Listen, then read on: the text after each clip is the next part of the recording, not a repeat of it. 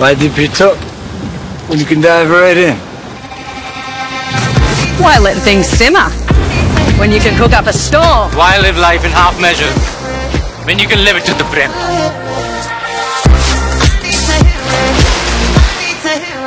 आज स्वर्गीय बाळासाहेब ठाकरे यांचा स्मृती दिवस आहे. काय आपल्या आठवणी आहेत? आपण देखील पहिल्यापासून बाळासाहेबांच्या विचारांवर काम करतात. अखंड हिंदुस्थानाचे श्रद्धा केंद्र असणारं हिंदू हृदय सम्राट सरसेनापती शिवसेना प्रमुख बाळासाहेब ठाकरेंच्या आजच्या या 12व्या स्मृतिदिनानिमित्त इकडे राज्यातील सर्व साहेबांचे भक्त म्हणा, सैनिक म्हणा, हे सर्व आम्ही इकडे उपस्थित आहोत. आणि साहेबांनी जी मुंबईकरांसाठी, महाराष्ट्रासाठी आणि या देशासाठी जे कार्य केलं आहे त्याची आठवण आणि साहेबांविषयी असणारी निष्ठा, प्रेम, आदर व भावना व्यक्त करण्यासाठी इकडे सर्वजण आम्ही उपस्थित आहोत. आणि माझ्या कुलाबा विधानसभा मतदारसंघात हा आदरणीय हिंदू हृदय सम्राट शिवसेना प्रमुख बाळासाहेब ठाकरेंचा पुतळा, पहिला पुतळा उभारण्यात आलेला आहे. आणि त्यामुळे ह्या स्थानी येऊन आज आम्ही आमची वंदना, आम्ही आमचे भावना व्यक्त करण्यासाठी इकडे सर्व उपस्थित आहोत.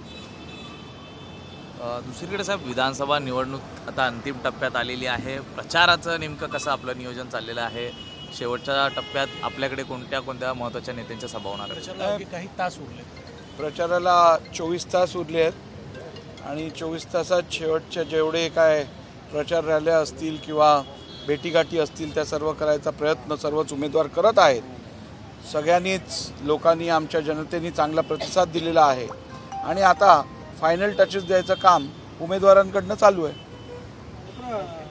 ठाकरे गटाकडून असं आव्हान करण्यात आलं आहे की महायुतीला हरवा, कारण महायुती सरकार हे अदानीचं सरकार आहे. महायुती सरकार अदानीची संपत्ती सांभाळते, त्यामुळे महायुती सरकारला हरवा. शिंदे, फडणवीस हे अदानीचे रखवालदार.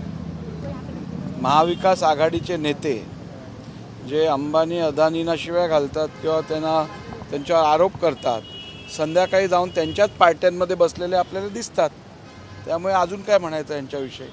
दुटप्पी भूमिका ही सातत्याने ही लोक घेत राहिलेली आहेत. एकूणच भाजप आणि शिवसेना या दोघांच्या बाबतीत संजय राऊतांनी आज विधान केलेलं आहे. एखाद्या वेळेस स्वतःला विका, पण कुणासमोर हे होऊ नका असं ते म्हणतायत. म्हणजे एक वेळ लढला नाही तरी चालेल, पण स्वतःला विकू नका असं ते म्हणतायत. स्वतःला मताच्या भांडवलासाठी तुम्ही हिंदुत्वाचा त्याग केलात, ह्यातून तुम्ही कोणाला उद्बोधन करण्यासाठी किंवा सल्ले देण्यासाठी आता पात्रच राहिला नाही आहात. ह्याची दखल पहिली संजय राऊतांनी घ्यावी.